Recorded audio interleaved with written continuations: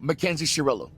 You already know she was a young girl that was in high school that was acting out. She always wanted it to be her way as far as life is concerned. Now, we don't want to blame the parents in any way, shape, fashion, or form, but I'm not going to do as much talking. This video is coming from True Crime Documentary YouTube channel. Go ahead and check it out, all right? Now, let's go.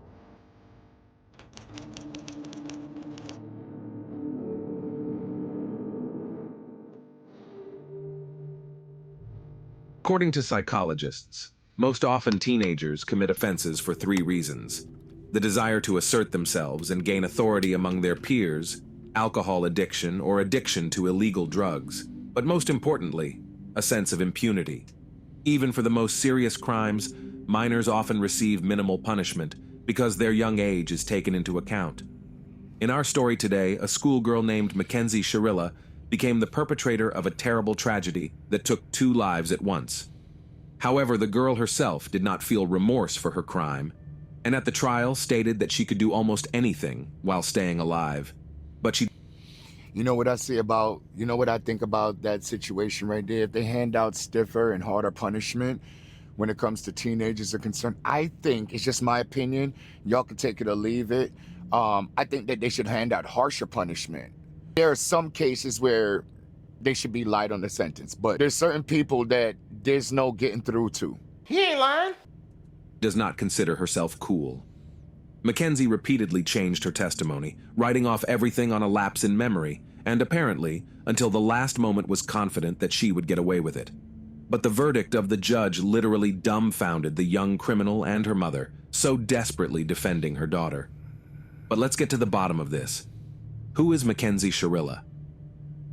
Mackenzie Shirilla was born in August 2004 in the quiet town of Strongsville, Ohio, and was the 3rd child in the family. Her parents, John Shirilla and Natalie Stevens, tried to bring up their heirs in love and care, to give them a good education and encourage all endeavors. The youngest daughter was a family favorite. She was forgiven many pranks from childhood, and even serious misdemeanors often got away with it. Mackenzie grew up capricious, demanding, and selfish girl. She was used to the fact that parents... What are we talking about here? What are we doing?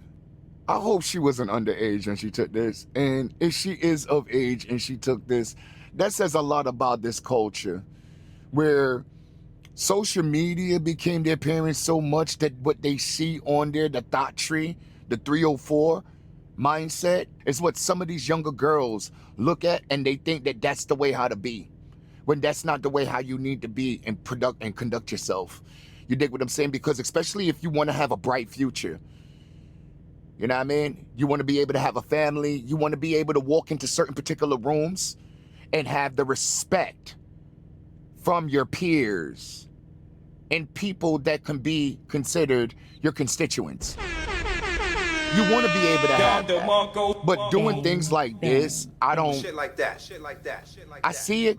Yeah, there's going to be people that respect you, but the type of respect that you're really going to want from other people, you're not going to get it when it comes to things like this. I'm just keeping it funky.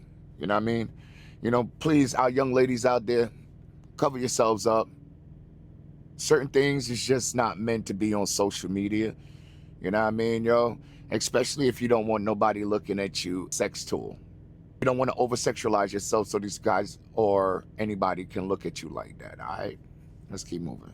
Parents always do as she requires, and was also confident in her own impunity no matter what she did. Classmates and teachers of the girl noted that in childhood she was quite a nice and open child, but with age, her character and behavior began to deteriorate. The girl threw real tantrums. If something went wrong, she easily lost her temper, behaved impudently and impatiently, swore, and could even get into a fight. Mackenzie did not consider anyone's opinion but her own. Her word should always be the last, and she put her own interests above all else. In adolescence, the character of the girl became simply unbearable, but her parents did not see anything terrible in this, believing that her daughter has a transitional age, and she should be treated with understanding and patience.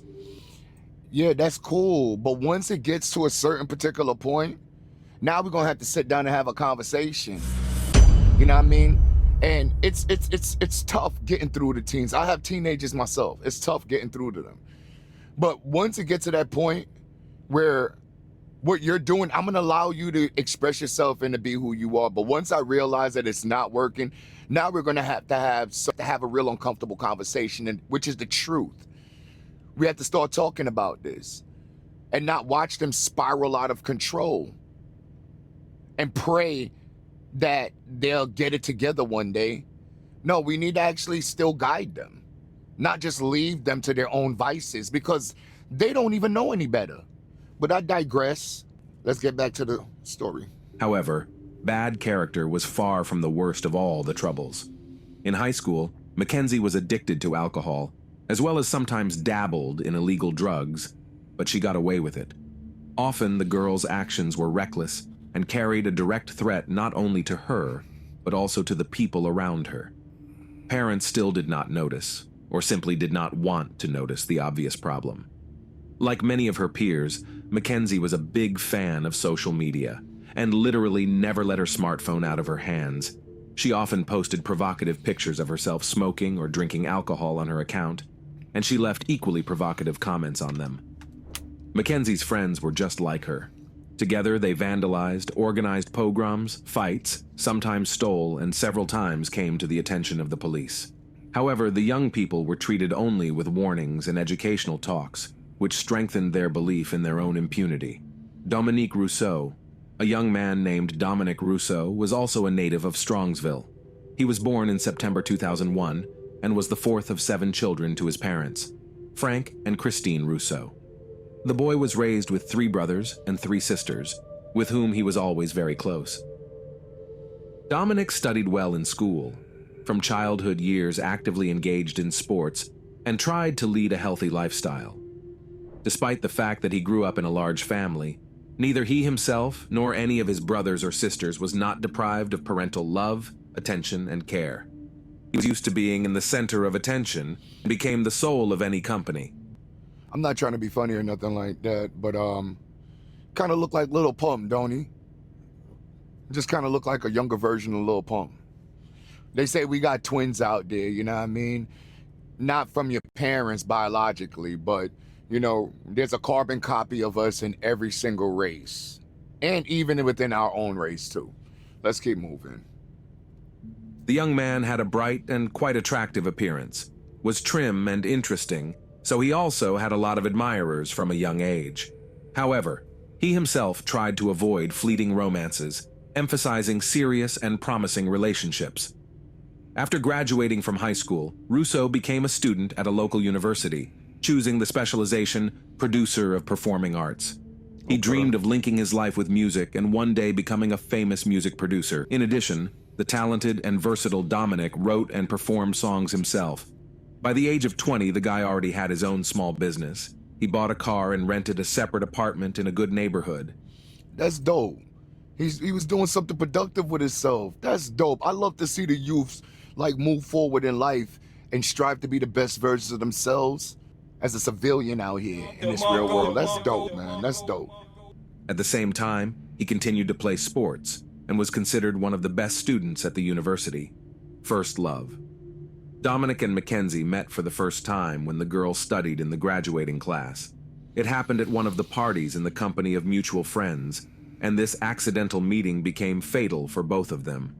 Young people were complete opposites of each other, and opposites are known to attract. A handsome, curly-haired young man, well-versed in music, immediately attracted Mackenzie's attention. He was radically different from the guys she usually socialized with. He was educated, well-mannered, interesting, and could easily hold a conversation on any topic. Mackenzie herself had a striking appearance and slim figure, dressed well, and knew how to make the right impression. She turned on all her charm to draw the attention of the guy she liked, and she managed to achieve the desired rather quickly. In the fall of 2021, the couple began dating, and almost immediately each of them introduced the chosen one to their parents. But if Mackenzie's parents were delighted with her choice and considered Dominic a brilliant couple for their daughter, the parents of the guy had mixed feelings about his passport. On the one hand, the girl looked sweet, innocent, and tried to make a good impression on them. But on the other hand, something in her immediately alerted Frank and Christine Russo. Friends and family members of Shirilla were sure that Mackenzie, for the first time in her life, really fell in love and sincerely hoped that the relationship with the chosen one will positively affect her character and behavior. Sometimes when our parents find an issue with an individual, sometimes there's some type of validity in it. We just don't see it at the moment at the time. They're not always 100% right, but there are certain cases where parents are right. When they see something, it's like they can't figure it out, but eventually they'll spot it. Because, obviously now, hindsight 2020, I'm a parent myself, so I can spot bullshit from a mile away, especially because I've been through a lot and I've seen a lot. So my experience is always gonna trump inexperienced individuals. Let's keep moving. Then no one could not even guess what tragedy would end this youthful romance. The couple began to appear everywhere together, holding hands and openly demonstrating their tender feelings for each other. So soon, the whole small town knew about the relationship. Those who knew Mackenzie well sincerely felt sorry for her boyfriend, but most just happy for them. What was wrong with her? Soon Dominic began to notice oddities in his girlfriend's behavior, her defiant antics and desire to make everyone around her do only what she wants.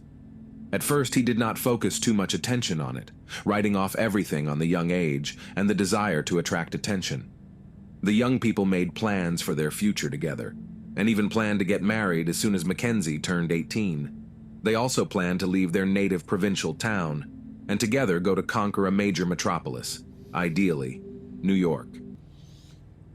I hope she wasn't underage when they were talking. She was just like that. If she was, that says a lot about the parents. If she was, that's wild. As far as the other part is concerned, we tend to do that from time to time. It's make up excuses when we see red flags. When we just need to be cautious. Don't make up any excuses and write it off. Just kind of be cautious. Boundaries need to be set. In every single relationship, boundaries need to be set. That's a fact. Before Dominic would open a lot of opportunities to build a brilliant career in the music industry and fully reveal his talent. But as time went on, Mackenzie's behavior became more and more alarming, and sometimes even frightened the guy. She demanded from her boyfriend that he did only what she wanted, and if he did not agree with her in something, she made scandals, threw tantrums, and behaved like a little capricious child. At first, Dominic tried to translate everything into a joke, but soon realized that this is the true face of his chosen one. In public, she was still trying to hold on, but being alone with her boyfriend spewed on him the whole storm of his emotions, and sometimes even pounced on him with fists. Mackenzie's behavior became more and more aggressive, and at some point, the young man decided that he had enough. He suggested that she take a pause in the relationship. That's what you need to do. That's stoicism. He stood on business. He realized things was getting out of hand, and he did whatever he had to do. He wasn't going to sit around and be nobody's doormat. He wasn't going to sit around and be nobody's emotional punching bag. When you see crazy, you run. You don't stay there, because something stupid is bound to happen. Now let's see where this goes. Sort out her feelings. But upon hearing this, Mackenzie had a public showdown in front of their mutual friends. She screamed, threatened Dominic that she would kill him if he left her, threatened to burn down his house and wreck his car. But by doing so, she only made him feel more confident that he was doing the right thing by ending this toxic and unrewarding relationship. Obsessive stalking. Mackenzie had no intention of letting her boyfriend go, and at first she acted as if nothing had happened. She continued to called him to various parties and other events, as well as exhibited in social networks of their joint photos, accompanying them with posts with declarations of love. When Dominic firmly told her that everything is over between them, she literally went mad with anger and rage. Mackenzie went to his house almost daily and shouted all sorts of nasty things, insults and threats under his windows. That crazy bitch out there again! She called him from different numbers, left messages on his answering machine. Guys, when you see situations like this, it's time for you to go ahead and get the law involved.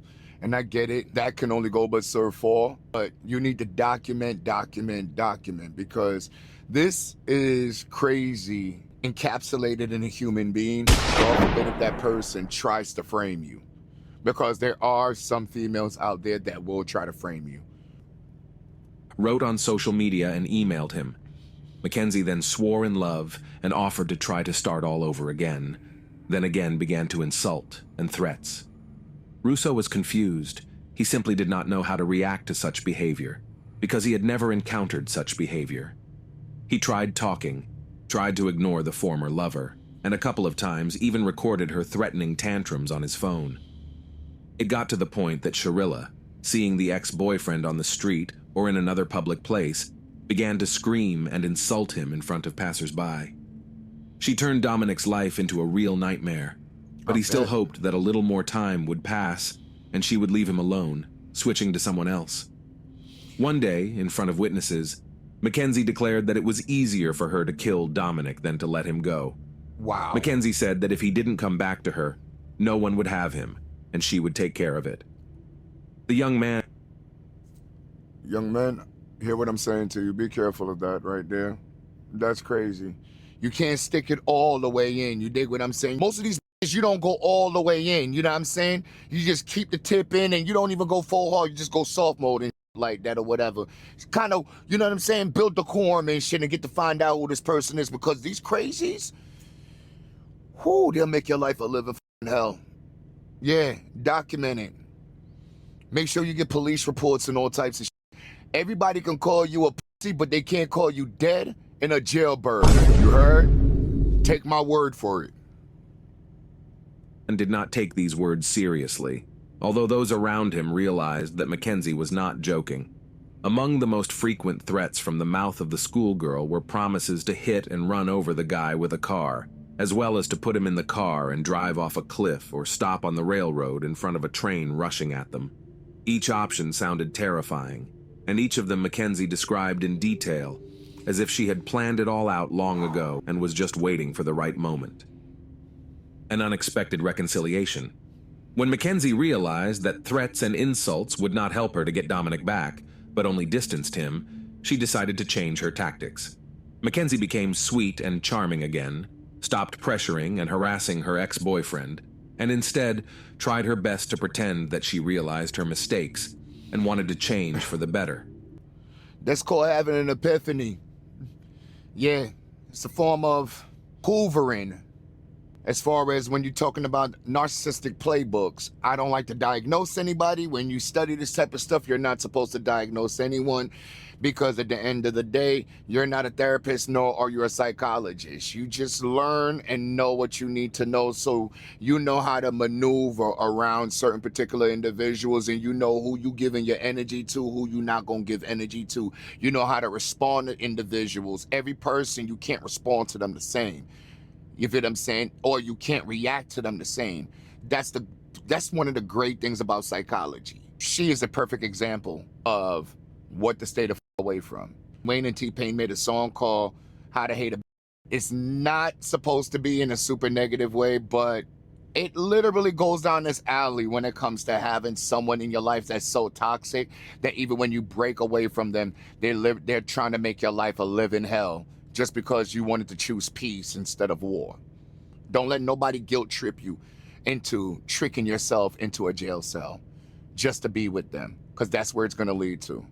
All right? And then another thing I want to ask is, where the was his parents at? And I understand that he's a grown-ass man, but where was the parents at? Where was the father?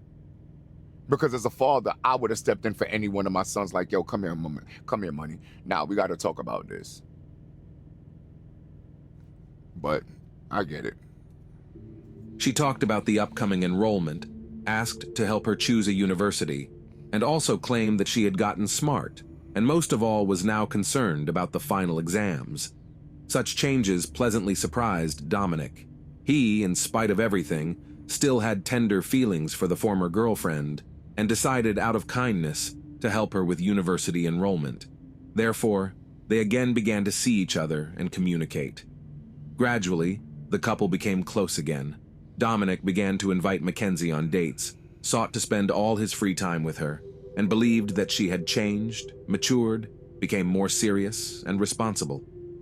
He did not notice how he fell in love with her again, and all the former offenses remained somewhere in the past. However, this time the young people were in no hurry to announce to all friends and acquaintances about their reunion. Their meetings were more like secret dates, where they just enjoyed each other's company, avoiding the close attention of others. Yeah, because that's what happens when you talk bad about your significant other or the person that you're in a relationship with, which is oversharing. You're supposed to keep certain particular things to yourself when it comes to your private life. Now, there are certain things that you could just go out there and actually tell the public, and you just got to be careful of that. If you know for a fact that you're in a relationship with an individual and and it's kind of tumultuous, and y'all break up, get back together, bro, just keep that to your self.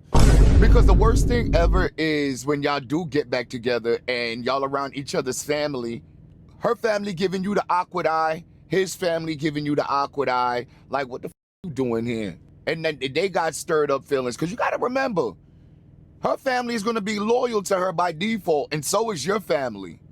You feel what I'm saying? But most of the time in the men's hemisphere, in the man's world and shit like that, some of our peoples will tend to favor the female.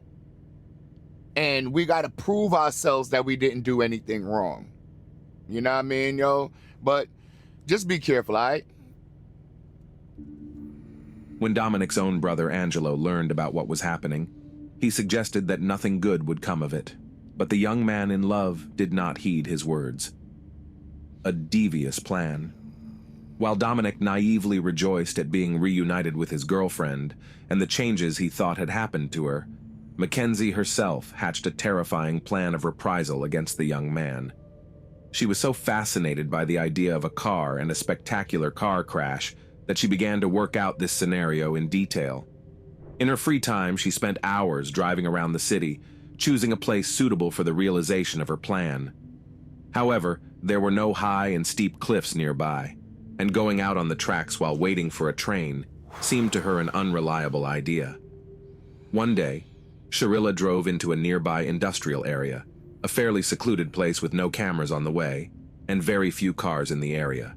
The schoolgirl's attention was drawn to a huge brick wall, and her sick imagination immediately conjured up a new, no less horrible plan. She decided that if she accelerated to the maximum possible speed and crashed into the wall, it would be no less spectacular than falling off a cliff into an abyss. Party hosted by their mutual friends. It would be a good opportunity to have fun, to unwind, and to let everyone know that they were back together and loved each other dearly. The young man readily agreed. He still didn't feel threatened by Mackenzie and believed in the sincerity of her feelings and intentions.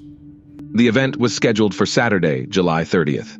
Dominic and Mackenzie appeared in the middle of the party, holding hands, which immediately attracted the attention of those present.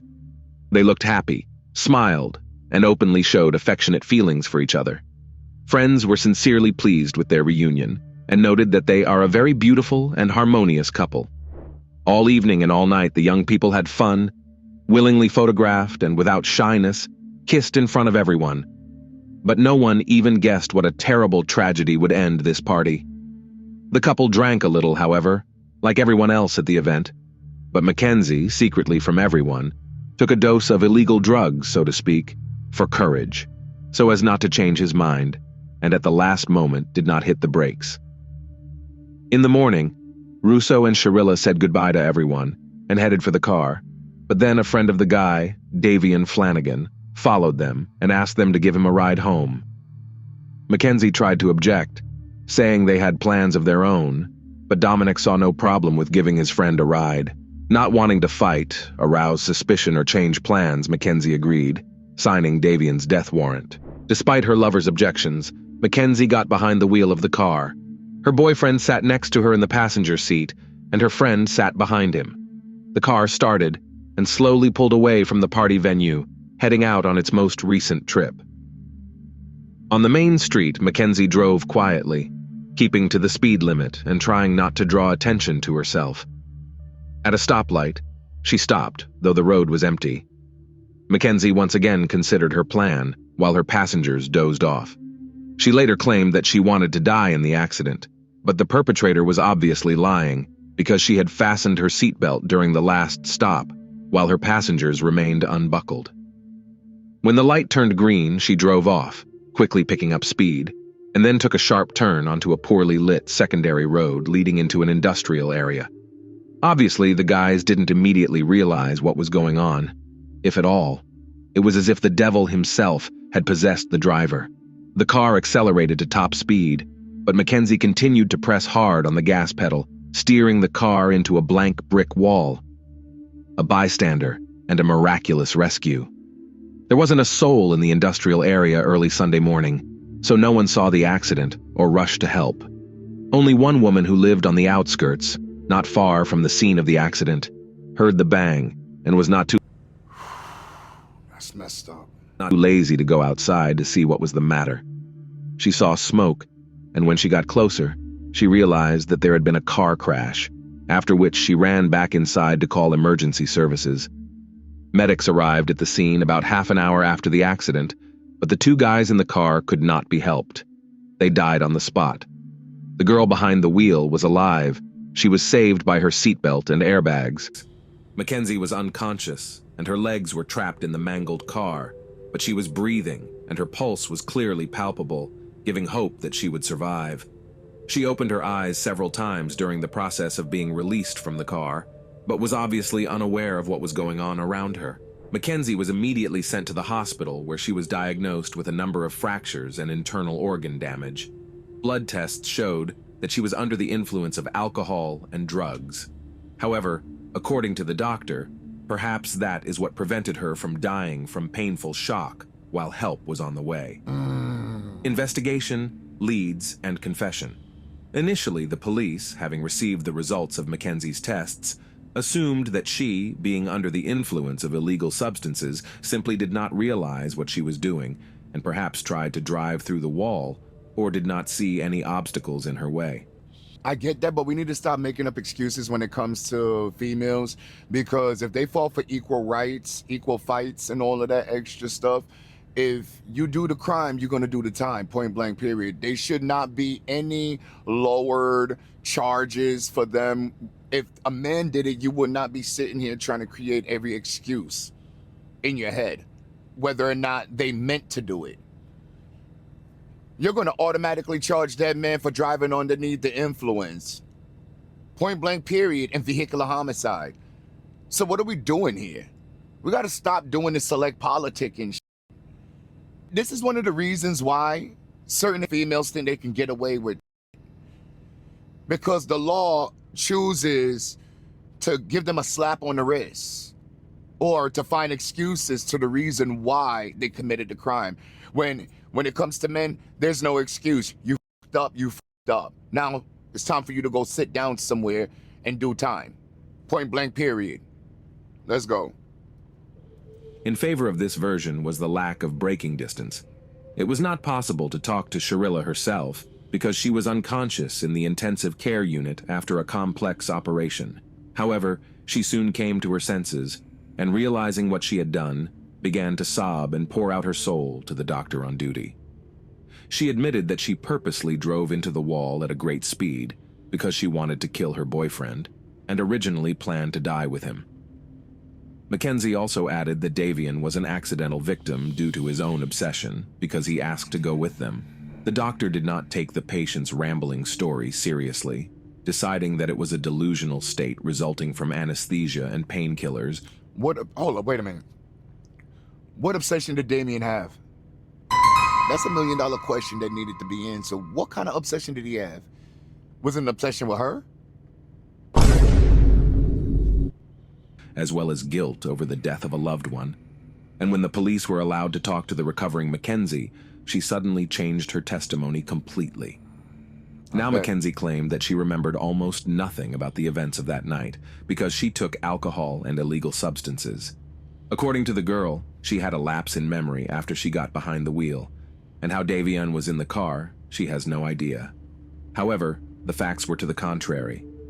The surveillance cameras were able to track the first part of the route the car had taken, and the footage clearly showed that Mackenzie was driving slowly, and according to the rules, until she suddenly turned onto a road leading to an industrial zone. Moreover, it turned out that Mackenzie had an entire route both ways several days earlier, and her car had been seen there at various times by at least a dozen witnesses. Back to normal. After being discharged from the hospital, Mackenzie recovered quickly enough and tried to get back to her old, carefree life. She had no remorse and was confident that she could get away with it. Mackenzie was once again active on social media, meeting with friends and making plans for the future. In September, she decided to go to a concert of her favorite band playing in a neighboring city. At that time, the bones of her legs had not yet fully fused, but this did not stop her, and she appeared on the concert stage in a wheelchair. At the same time, she wore bright makeup, dressed provocatively, took selfies with friends, and posted them on her account. In October, when Shirilla was on her feet, she went to a Halloween celebration dressed up in a pre-made costume. Mackenzie lived life to the fullest and even made new acquaintances, but on November 4th, 2022, she was taken into custody. Trial and sentencing. It took the investigation just over 3 months to gather the necessary evidence and proof to bring the case to trial. Mackenzie was charged with premeditated aggravated double murder and possession and use of a controlled substance that was found in her pocket and detected in her blood. The defendant changed her testimony several times, first citing a lapse in memory, and then, when her friend testified in court as a witness, to whom she revealed her plan, Mackenzie changed tactics, saying that she wanted to die with her lover.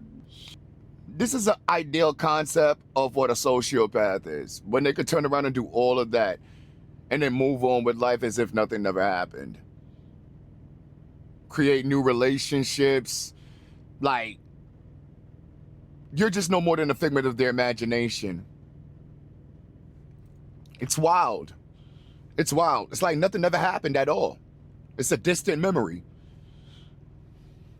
But even here, there were immediately discovered inconsistencies because she had previously fastened herself with a seatbelt. On August 21st, 2023, Shirilla was found guilty of all charges. However, an important nuance was taken into account, namely, at the time of the crime, she was not yet 18 years old. It was 5 days before her majority, so she was tried as a minor. Under state law, she was entitled to at least 2 consecutive sentences of 15 years for each murder, without parole.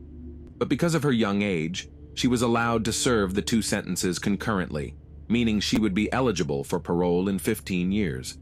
By then, Mackenzie would be 33 years old. Both sides were unhappy with the court's decision.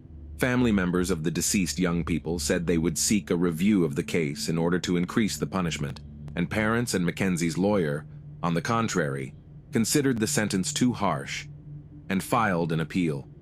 However, the judge left the sentence unchanged, noting that he did not believe that Shirilla would leave prison after 15 years.